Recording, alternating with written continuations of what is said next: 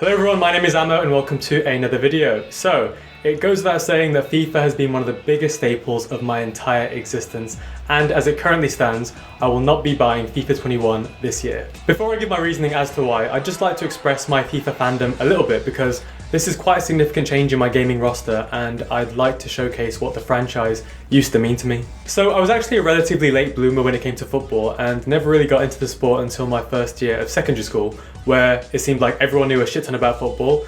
All everyone did was talk about football and I knew jack shit about football. That needed to change, so when I was 11 I bought, or I should say my parents bought me, my first football game, which was This Is Football 2004.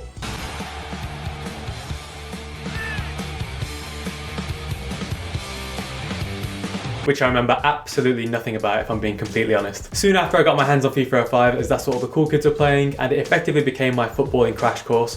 It helped me get to grips with the rules of the beautiful game very quickly, and taught me about the leagues and the various teams within them, and the best players at each. Since then, I've religiously bought every FIFA iteration, and the series has given me some of my fondest gaming memories to date, on both the single player and multiplayer front. In terms of single player, that mainly includes decade-spanning career modes where I became particularly obsessive about the transfer market. I don't know if anyone else did this, but I was so fucking particular about my squad on career modes. I had to always make sure that I had two separate teams of 11. The first 11 would always be of my best players, and the other team of 11 would be of mainly youth players, but also some reserve players if I had any budgetary restrictions when it came to that second team. The teams would generally play alternate games, but I'd try and organise it so that the first team would play against the teams in the top half of the league table or towards it, and in any European competitions, whereas the second team would play against teams towards the bottom half of the table in the league, and also in any domestic cup competitions, unless the opponents they were facing were of a high star rating in the earlier stages of those domestic cup competitions. I also tried to make sure that I had 3 extra players outside of the 22-man squad, just in case any injuries occurred, so a 25-man squad in total. The system worked perfectly in early iterations of FIFA, where there was often a lot of congestion on the fixture list and it avoided starting players on mid to low or orange to red energy levels. I just had to time things right, but it also gave the youth players a lot more game time, so when it came to the end of the season where their overall ratings would be decided, it gave them a better chance of improving. I remember one time where I fucked up the timings completely and had to play my second Man United team against a full-strength Barcelona team in the Champions League semi-finals. Luckily, the magician that was Alan Smith came in clutch and scored a wonderful brace, ensuring that we made it through to the finals with a narrow 2-1 victory at the Nou Camp.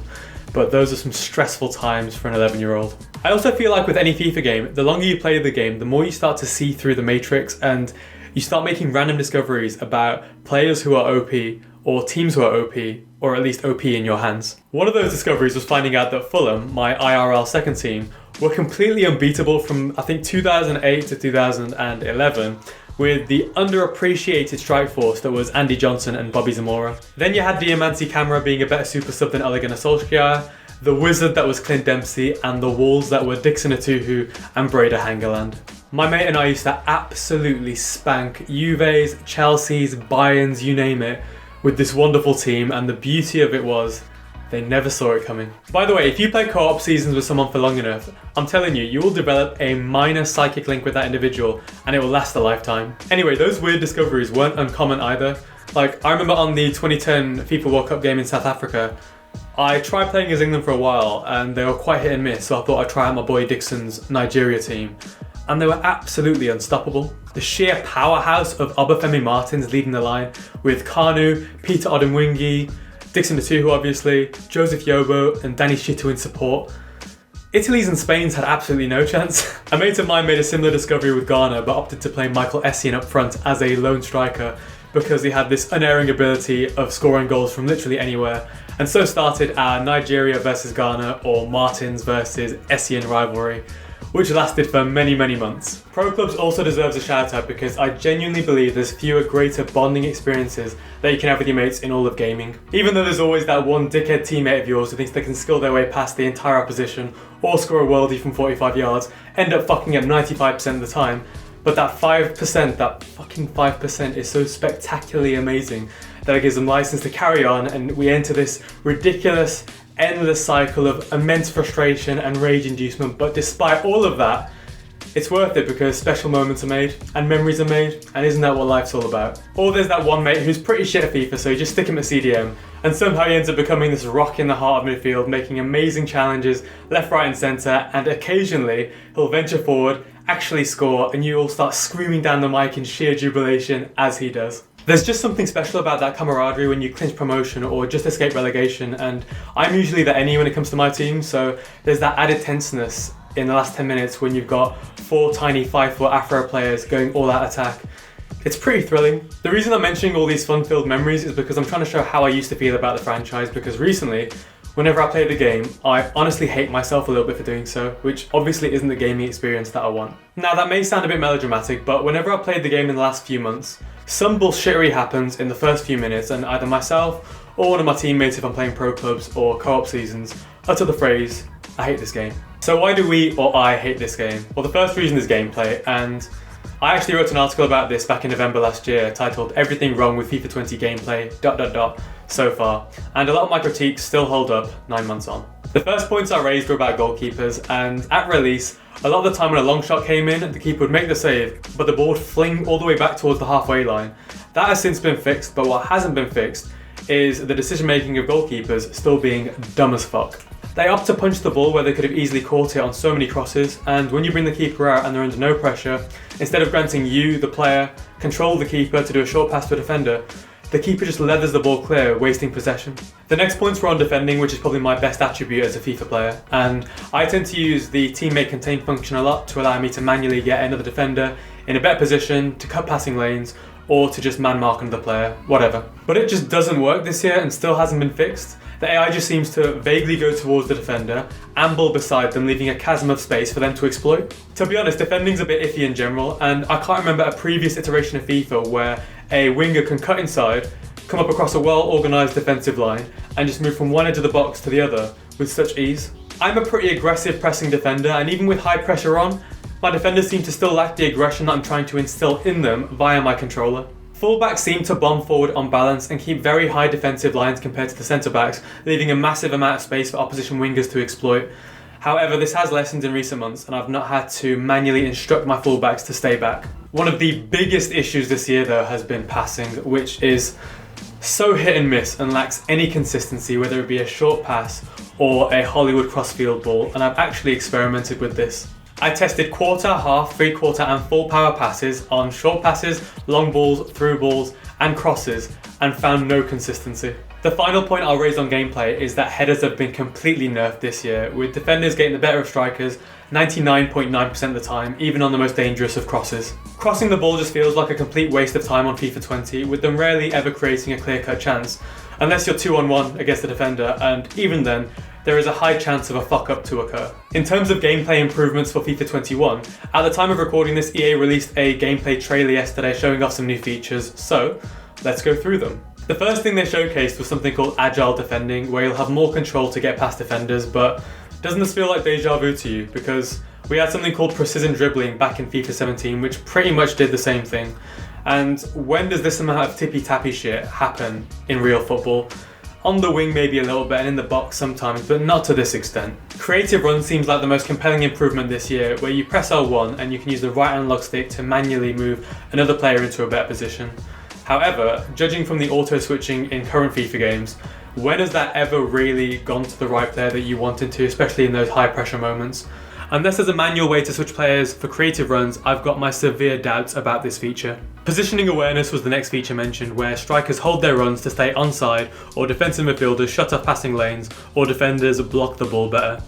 You know, the basic things that they should be doing already in the first place. Next up is a more natural collision system where players won't fall over as much and more natural outcomes will result when it comes to 50-50s. The final point mentioned was the fundamentals of football with new manual headers and more effective long through balls. I mean, I just feel like I've heard this all before, and I get it, I've watched gaming conferences for years now, and the announcements of sports games, and I get the sports games in some aspects might be difficult to market because it relies on showcasing to us the gamers these subtle tweaks and differences that you can only really experience through actually playing the game itself, but we've been promised all of these things before and that these tweaks will make a massive difference on gameplay.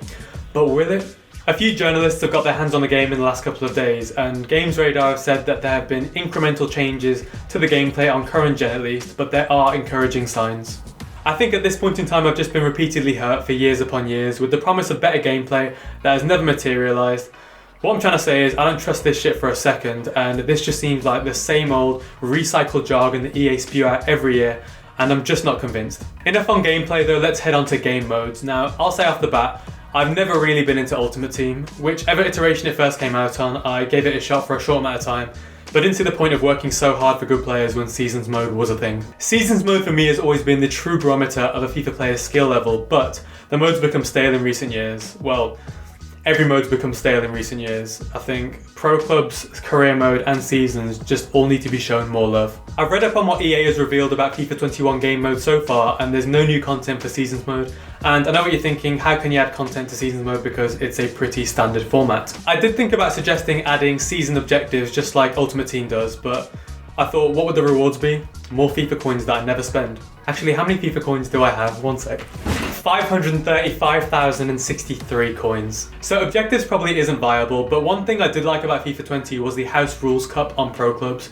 That is where you have really random rule sets for matches, like sliders being on, so you have ridiculous shot power and shot accuracy, or you can only score with headers and volleys. These modes are really fun, and I don't see why they're not in Seasons, so we can experience these fun modes in a single player sense as well. Apparently Career Mode finally has some changes inbound, including an interactive match sim where you can jump in and out of matches, which is actually a pretty cool feature. There's also a more detailed player development and training system where you can change the position of a player to your liking, as is the case and often the case in real life. For example, you could change a left back to a left winger if you so choose to. You can also plan your team's weekly training schedule, which sounds riveting. There's going to be more in-depth feedback on players' readiness for games, and there's enhanced AI opposition, which is a bit of a filler statement to me. There will be enhanced transfer realism with loan-to-buy offers with optional or mandatory future transfer fees, and there will be AI manager-initiated player swap proposals. As a self-confessed transfer market addict, a lot of these features actually sound pretty good, but the rest just sound like the really boring elements of Football Manager brought into FIFA. I listened to a limited-run Football Manager podcast a few months back called It's Football Day by a few members of the IGN UK team, and I'm not hugely into Football Manager because of the huge time commitment that the game takes, but it was one of the best podcasts I've ever listened to. It was so entertaining to hear about some of the random stories of where some players end up after their playing careers are finished. Like, I think in one of their saves, Cameron Jerome ends up being a world-renowned, world-class manager. We need some of that weirdness on FIFA, really nuanced randomness that I can actually chuckle about, because in recent years, career mode has become ridiculously monotonous, and I feel like having those moments of humour would help brighten the game up and lead to a better experience overall. What would be cool is if the game was updated before you started any new career mode to include real-life transfer scenarios at the time. So at the moment, there's the whole debacle with Gareth Bale wanting out from Real Madrid. If you started career mode right now and the game updated beforehand, what could happen is if you're a big club with the amount of funds required to get Bale, you could go into that negotiation knowing that the player and the club want to move Gareth on, so you can enter that negotiation with a higher bartering position. Would be quite cool. Or the real managers in the game should replicate their real life personalities. So in FIFA 21, what I'd love to see is Jose Mourinho going mental at the media once every few months, or criticising his players heavily and resulting in a training session in the park with Ndombele. I think that'd be a great addition. Career mode simply needs more depth and character, and adding monotonous transfer cutscenes isn't what I'm talking about here. Onto Volta, and honestly this wasn't actually a bad attempt, but the game mode is boring as fuck. It just feels like a weird hybrid between football, futsal and FIFA Street. And from what I can tell from my own experience and people I've spoken to about it, the gameplay killed it from the get-go. If you're going to go for a mode like this, you've got to go hard and you've got to think, what do the fans want? I'm going to tell you, we want FIFA Street 1 or 2, not that abomination that was FIFA Street 3. We want FIFA Street as a separate game mode in a main FIFA game that has an online component. Basically, FIFA Street Seasons in FIFA 21 or 22. I also want the commentator from So Solid Crew who did the first game back, so we can have more amazing lines of commentary like, tell the police that tackle's illegal, or a big omission in FIFA 20 for me was the journey. Now, I know the acting wasn't great at times, and the whole game itself was probably average at best, but it was what FIFA hasn't been for a long time, which is fun. It was genuinely fun to act out Alex Hunter's experience, and a lot of the family soap opera shit was actually pretty good and relatable. The main issue for me was with the script, as a lot of the dialogue just didn't seem natural, but what EA could do is simply use the existing talent pool in their other studios that are known for making great story-driven experiences and hire them onto the writing staff of The Journey. I don't get why EA just doesn't utilise their existing teams, because even if you get writers in that aren't necessarily football fans, once they get the story beats, they can definitely help create better delivered dialogue. Right, I think that's everything. So, as you can tell from the title of this video, I have decided to take a stand in the only way that EA will respond to, which is with my wallet. And this will only be the second game I've ever boycotted buying, and the other was in fact another EA title. Now, I have two rules in life: don't be a cunt, and don't fuck with Star Wars, and EA managed to do both with Star Wars Battlefront 2.